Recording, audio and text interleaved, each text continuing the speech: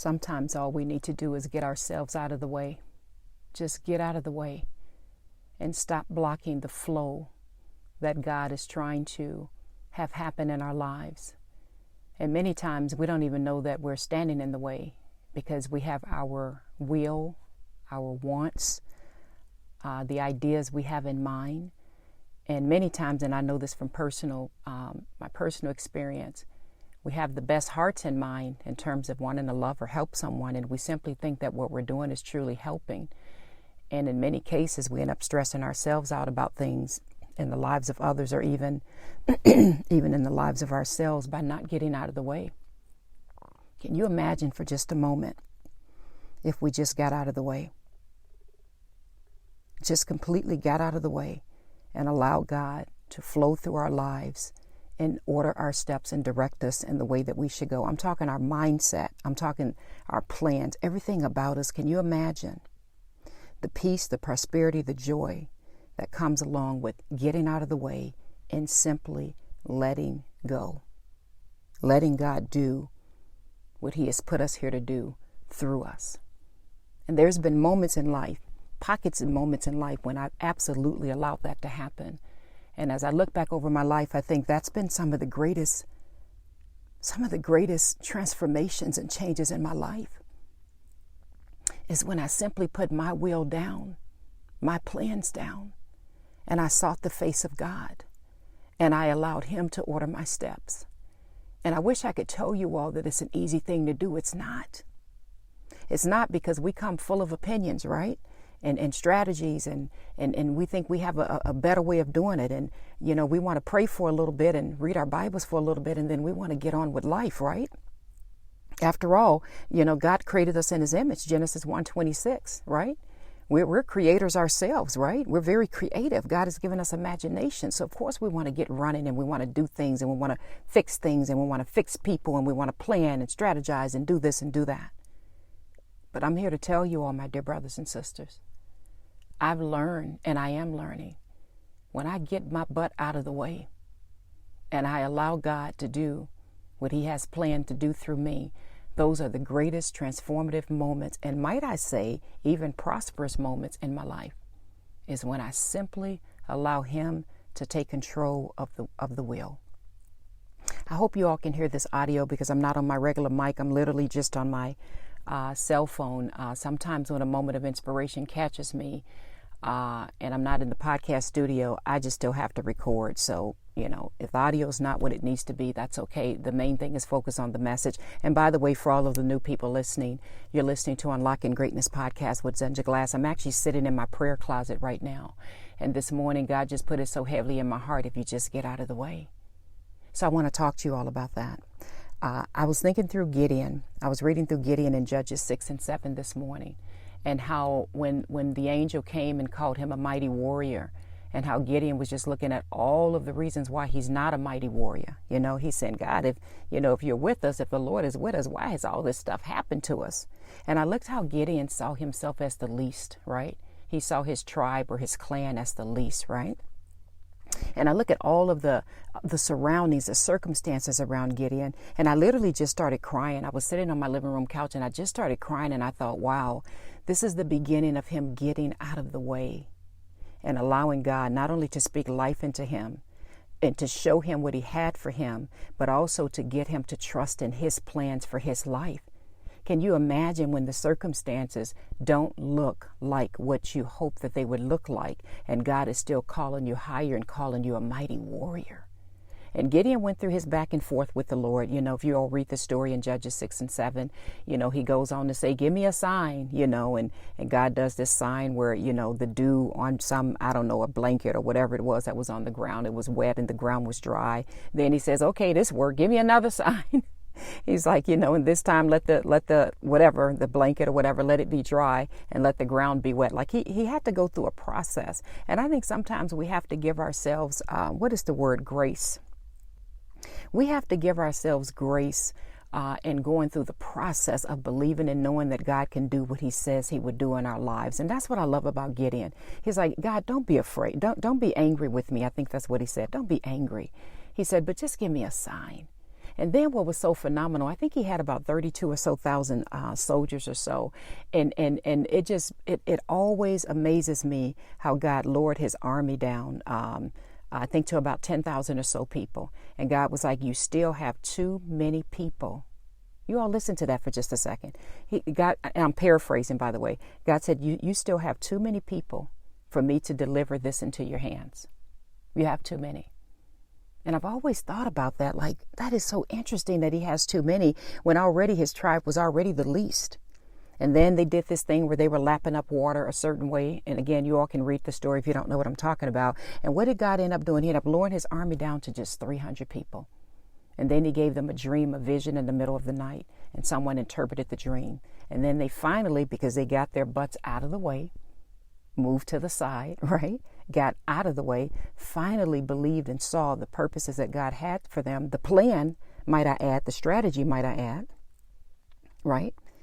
And they went and they were successful in what their plans were. They were successful because they followed the plan of the Lord. Sometimes we just have to get our butts out of the way. I know we've been driving a long time. I know. It's kind of like driving a car and then one of your kids are coming along. I don't know if you all have experienced this. I have 4 adult kids, but your kids, try to tell you how to drive or don't make that turn, or you shouldn't have made that turn, or or stop, or whatever it is, right? And you have to remind them you've been driving for, since before they were born, right? I've done that many times before. I'm like, baby, I've been driving before you were born, right? Thinking I'm right when I know I should have slowed down or stopped or something. I say this to say, I know we have experiences. And I know, my dear brothers and sisters, there's many times we think and believe wholeheartedly what we're doing is right. And we think we know the strategy and the right way of accomplishing something or doing something, right? But there are some times, I think many times, I think all the time, let me just put it like that, we have to make sure we know who's in the driver's seat, and we have to get ourselves out of the way. How about taking a moment today and do what I'm doing? I'm actually in real time doing this right now. So by the time you all hear this podcast, you'll know that I actually just recorded it, just so you know. Today's Sunday. I don't even know the exact date. But I'm actually recording this in real time. How about you take a moment today just to get yourself out of the way and to sit and ask God to show you what are the steps that you want him to take in your life. Ask him to show you, who are you in his presence. Ask him to order your steps for the day. Ask him to give you a sign. I don't think there's anything wrong in doing that. I mean, it's in the Bible. Gideon did it twice, right?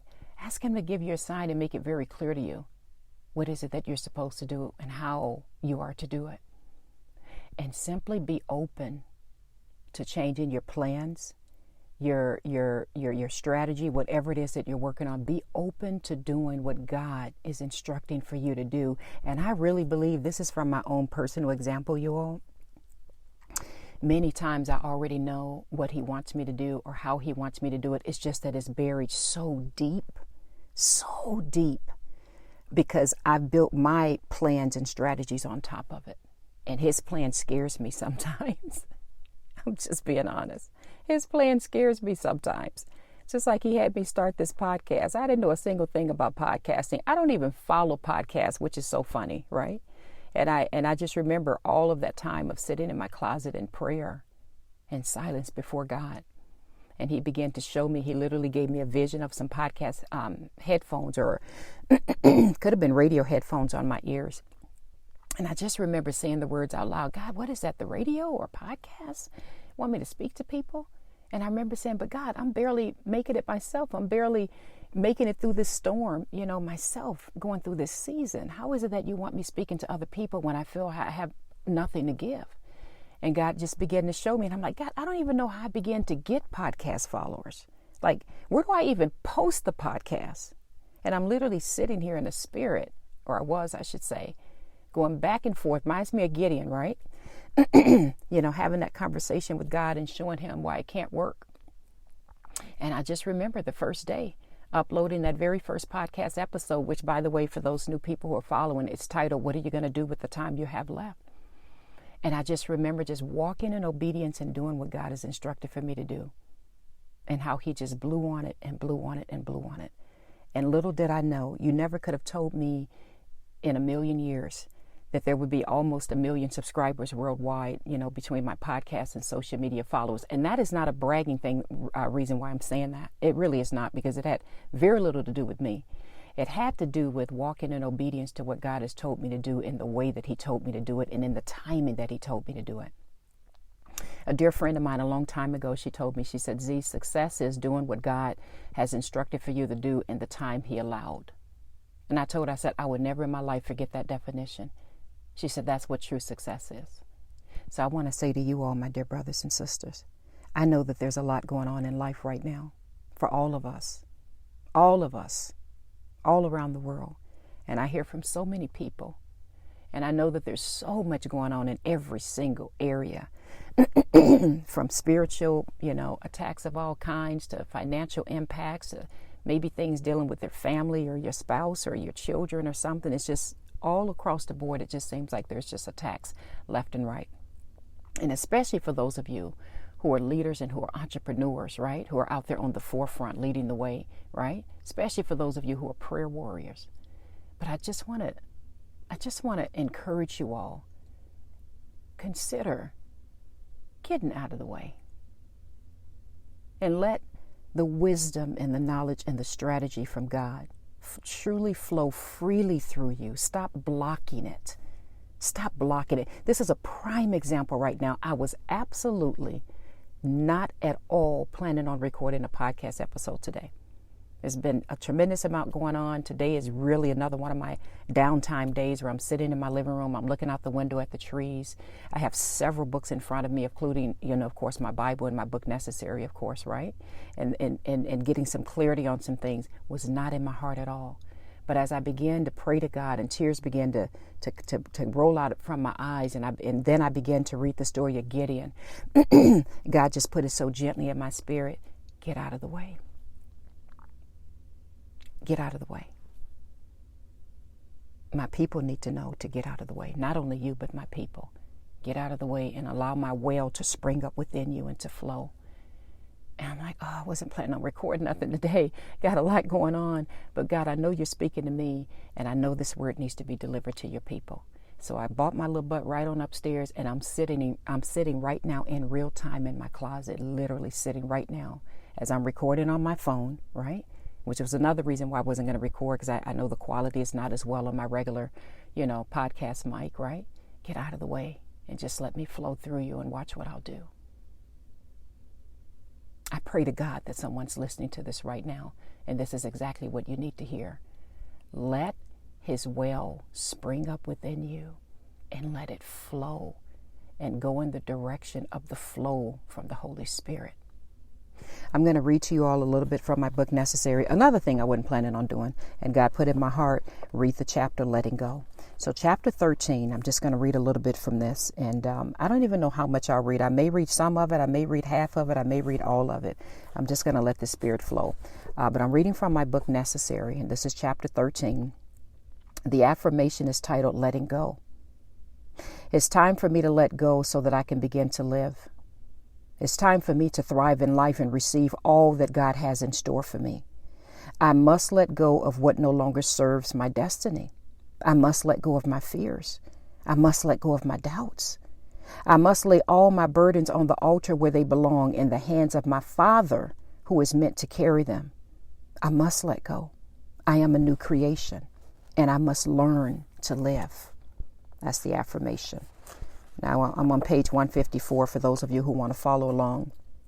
Chapter 13, Letting Go. Sometimes it feels so unnatural to start letting go. Letting go of what I had in mind. Letting go of the outcomes I expected from all of the love and hard work I poured into a person or a situation. Letting go of my version of myself and embracing what God desires for my life. Letting go of activities that do not serve my destiny, and letting go of those I love, whom God has called home.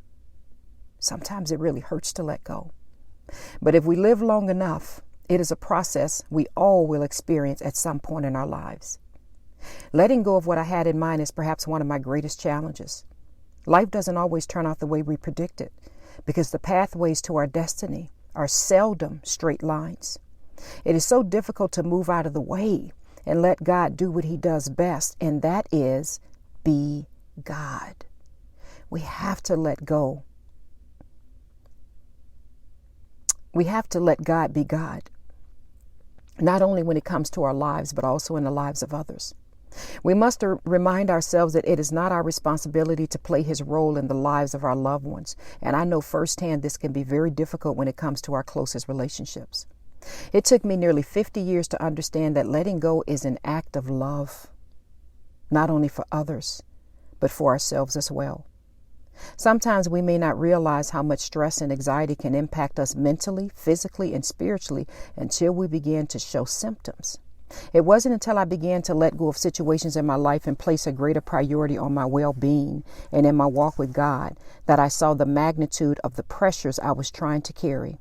This is why we have to pray to God to open our eyes, because sometimes the enemy wants us to feel like superheroes and trick us into believing it is our role to be God for other people. When I love someone, I love hard. It doesn't matter if they are family members, friends, or strangers. I naturally take care of people and want their needs to be met. And when I care for someone, I'm willing to do almost anything to help them. After all, God calls us to love one another. And that's from 1 John 15, verse 12 through 13. And I wholeheartedly believe we are to serve and help each other even during difficult times. I guess that's why it hurts so badly when the time comes to let go, even when I know it is the will of God. I recall numerous times throughout my life when I tried to keep others from making mistakes and facing dire consequences, I should say. Let me read that over again, you guys. I recall numerous times throughout my life when I tried to keep others from making mistakes and facing dire consequences that, in my opinion, could have been avoided. But sometimes, as difficult as it is to admit this, when we think we are helping others, we could be preventing them from experiencing what they need to experience so that they can grow and learn from their mistakes. I know that's difficult for many of us to accept because, as we all know, sometimes mistakes are irreversible. And at times, it's frightening to trust that God would take care of them, especially when their decisions can have a tremendous impact on their lives. However, when all is said and done, the fact remains we can't make anyone do anything they are not willing to do. This is why we must have healthy boundaries. There are times when we must distance ourselves from unhealthy patterns and toxic relationships that wreak havoc in our lives. Sometimes even our loved ones can drain us with their issues. And if we continue to allow chaos and confusion in our lives with no healthy boundaries in place, we can easily find ourselves becoming overwhelmed. We can become so distracted that we can't even hear what God is trying to tell us, nor see the hand of the enemy at work to keep us from walking in our purpose. It took me many years to realize this because for most of my life, I walked around with my spiritual eyes closed. I was unaware, or should I say I forgot, that spiritual forces of evil in the heavenly realms were always at work. Ephesians 6:12. The Bible teaches us that we must watch our lives and doctrines closely. That's 1 Timothy 4:16. And we must be aware that Satan masquerades as an angel of light. That's 2 Corinthians 11, verse 14. He will attempt to use anyone or any situation to keep us from staying in the race and being self-disciplined. That's 1 Corinthians 9, 24 through 27. One of my favorite Bible verses states, and I quote, "Therefore, since we are surrounded by such a great cloud of witnesses, let us throw off everything that hinders and the sin that so easily entangles, and let us run with perseverance the race marked out for us." That's Hebrews 12, 1 through 2, NIV. I don't have a problem with letting go and turning things over to God by placing my burdens on his altar and walking away. I have a problem with going back to that altar and picking them up again when I think I need to take them back because God isn't fixing them the way I think they should be fixed, or he isn't moving fast enough for me. It sounds really bad to say this, but in essence, that's what it looks like to me when I start worrying and allowing myself to become stressed over situations I can't control. Have you ever felt that you were the only person who can take care of a situation? And instead of getting help or training others, you wear yourself out all day long trying to remain in control of everything. If you can relate to this, I strongly recommend that you learn from our brother Moses. Exodus 18 is an important chapter in the Bible because it tells the story of Jethro, the priest and father-in-law of Moses, who visited him and realized Moses was taking on far more than he could handle. Whenever people had disputes, Moses served as their only judge from morning to evening. Though Moses was trying to help them, he was unaware that in the process of trying to serve so many people, he was wearing himself out. Moses' father-in-law had to help him realize that he needed to appoint capable men to serve as judges over the smaller cases so that he would have a lighter load. Isn't it interesting that someone had to bring this to Moses' attention? Sometimes we can become so consumed with putting out fires and fixing problems that we don't even realize we're wearing ourselves out. And we need to lighten our loads so that we can have enjoyment in life.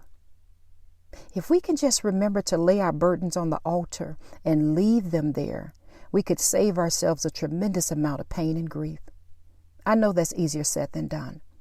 However, there's a reason God teaches us, and I quote, "Cast all your anxiety on him because he cares for you." That's 1 Peter 5:7 NASB. The burden belongs with God. He is capable of holding what we were not meant to carry. He invites us to put the weight of our worries on his shoulders so that we can be set free to rise.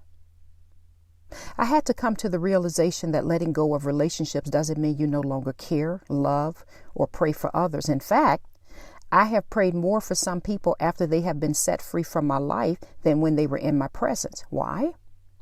Because God is able to give us a heart of compassion, to pray for those who have hurt us, even when they won't admit it. Let me read that again. Even when they won't admit to causing any harm. And just to be clear, I am not in any way advocating to become best friends or welcome those people in your home again. I'm simply saying that it is possible to let people go without hating them so that you can be free to rise to higher levels. So what do we do when we have done all we can? Before you think about that question, let me make this statement. The Bible teaches us to stand, that's Ephesians 6:13, and pray always, that's Ephesians 6:18. I strongly believe in the power of prayer, and I believe that we should continuously pray on all occasions as God calls us to do in 1 Thessalonians 5:17. Prayer is powerful. I also believe we are able to intercede for others, and if it is the will of God, we are able to move his heart to respond to our faithful prayers. Now, let me be a little bit more specific with my question.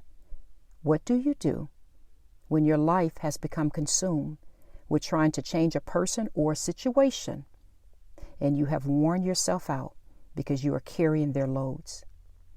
I had to learn the hard way to stop playing the role of God and let go. God had to teach me how to let go of situations that didn't have my name on it.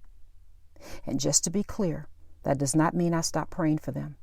But I've learned I don't have a right to deny others the opportunity to grow. I remember a time in my life when I allowed everyone's problem to become my problem because I didn't want anyone to be inconvenienced.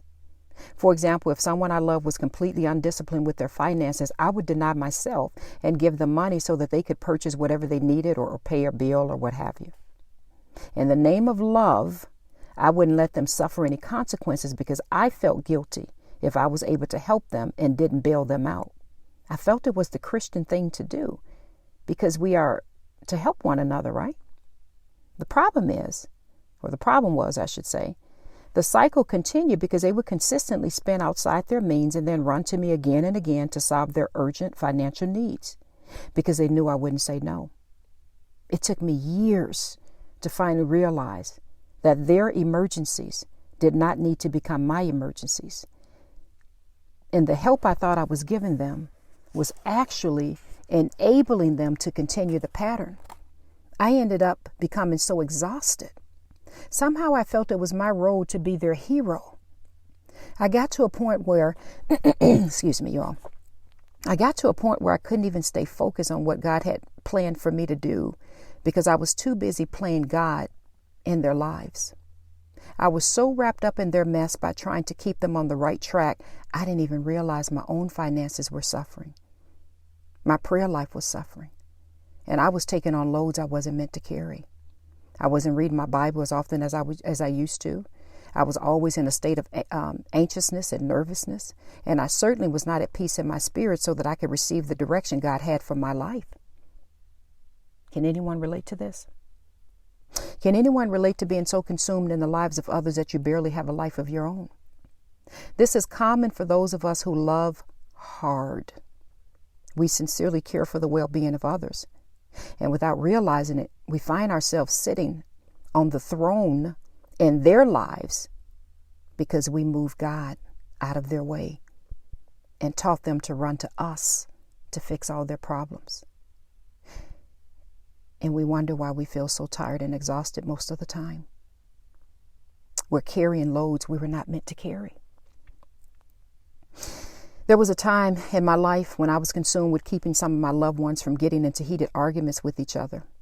And it began to wear me down. I can't even count the number of days I thought to myself, if they would just listen to me, they could avoid a bad situation from happening. I will never forget the day I talked with my sister about this. She's an amazing woman of God. She said to me, and I quote, "Z, you are the target, not them."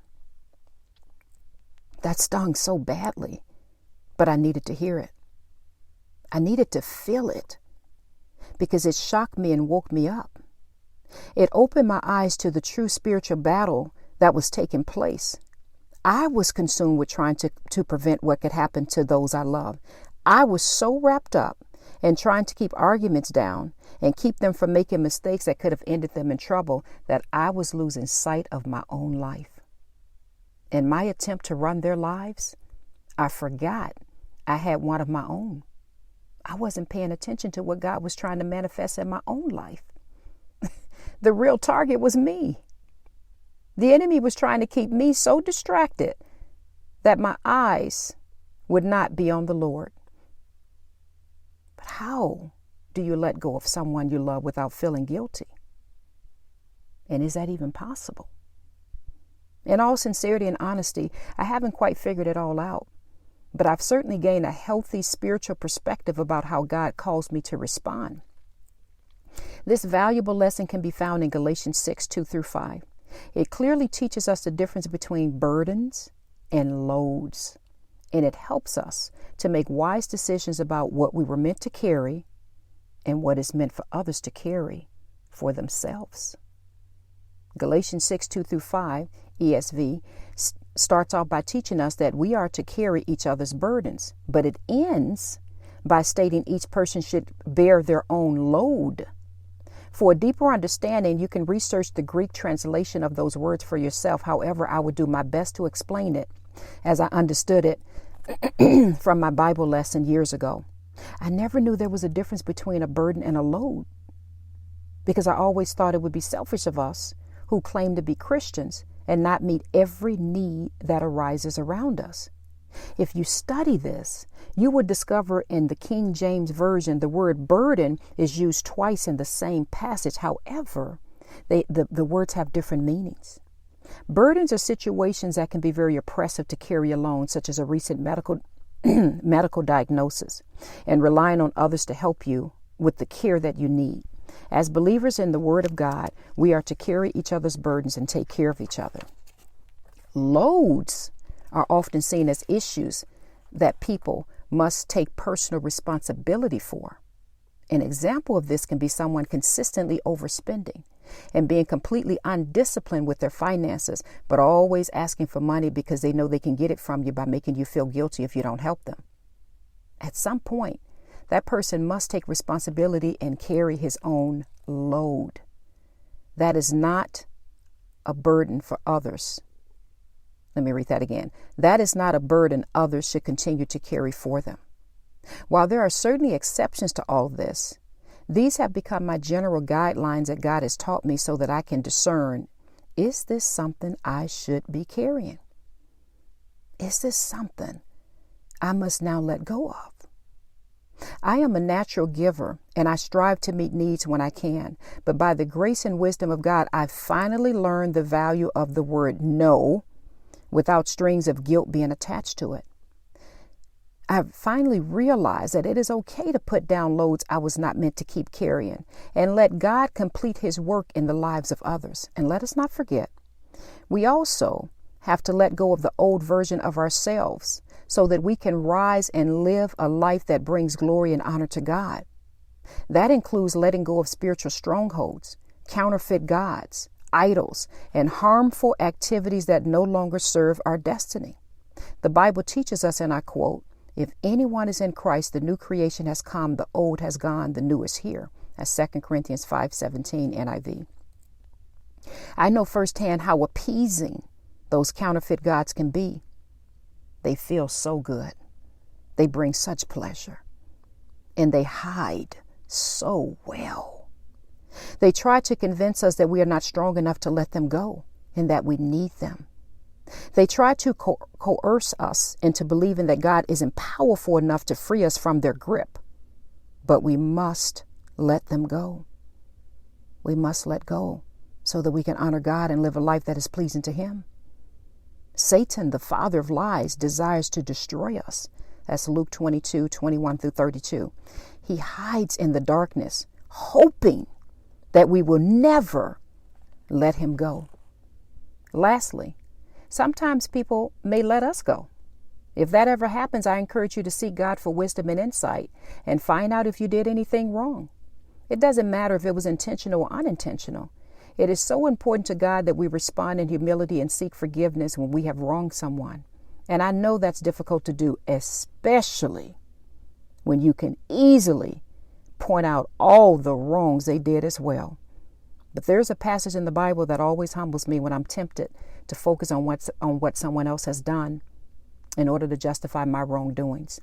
Jesus stated in Matthew 5:3-4, this is the NIV version, and I quote, "Why do you look at the speck of sawdust in your brother's eyes and pay no attention to the plank in your own eye? How can you say to your brother, 'Let me take the speck out of your eye,' when all the time there's a plank in your own eye?" End quote. That is such a powerful statement from Jesus as he reminds us to be careful when we judge others instead of looking to ourselves first. This is why we should always walk in love and humility as we let go of others, and if the time should come, as they let go of us. Life has taught me that both scenarios can be a blessing. For this reason, when someone decides to walk out of my life, I have learned to open the door very wide, because some people are meant to be a part of our lives for only a season. I pray that you have learned a thing or two from this chapter. I pray that in the face of whatever may be keeping you up in the midnight hours, causing you to lose sleep and prompting you to worry, you find comfort and peace in God as you let go and put it all in his hands. I know firsthand that sometimes life can throw us curveballs and we can find ourselves dealing with situations that we never thought we would ever experience. But I want to remind you again, life is short. That's James 4:14. We are just passing through. Jesus came so that we can have life and have it to the fullest. That's John 10:10. There's a secret prayer that I say to God at certain times in my life. It is about letting go of all that I cannot control so that I can actually enjoy my life during my time on this earth. It is a very short prayer that encourages my spirit. While it may seem odd to pray such a prayer, it actually gives me peace, and it reminds me to appreciate the precious time we've all been given. My short prayer is this: Dear God, please teach me how to live before I die. I'm going to stop right there. This chapter continues on a little bit further, and there's a reflection, and then there's recommended reading, and there's assignments. You all know at the end of each chapter, it's a whole process so that you can walk through that transformation journey on your own as well. I pray this has encouraged you all. I wasn't even planning on reading that chapter. I pray that it encourages you to just sit and take a moment and just recalibrate, just reset. Take a look at your life and ask yourself, where are some ways that I need to get out of the way, that I need to let go, and I need to let God, so that I can begin to live again. I love you all. I pray this has encouraged someone. You're listening to Unlocking Greatness Podcast with Zenja Glass.